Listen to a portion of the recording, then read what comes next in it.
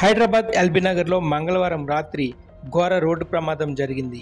రంగారెడ్డి జిల్లా కోర్టు సమీపంలో రాంగ్ రూట్లో వచ్చిన కారు యూటర్న్ చేస్తూ ద్విచక్ర వాహనాన్ని ఢీకొట్టింది. ఈ ఘటనలో చార్మినార్ ఎక్సైజ్ సీఐ సాదిక్ అలీ సంఘటనా స్థలంలోనే మృతి చెందగా, అదే పిఎస్కు చెందిన ఎస్ఐ ఖాజావలి మొయిద్దీన్ గాయపడ్డారు.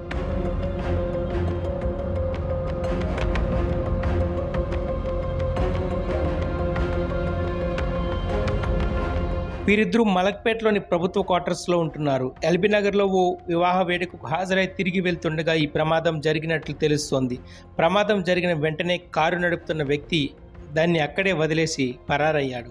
ఆ కారుపై స్పీడ్ డ్రైవింగ్ చేసినట్లు పెండింగ్ చలానాలు ఉన్నాయని పోలీసులు గుర్తించారు. సిఐ సాదిక్ అలీకి 2 రోజుల క్రితమే మెదక్కు బదిలీ అయినట్లు సమాచారం. ఈ ఘటనపై కేసు నమోదు చేసుకున్న ఎల్బీనగర్ పోలీసులు దర్యాప్తు చేపట్టారు.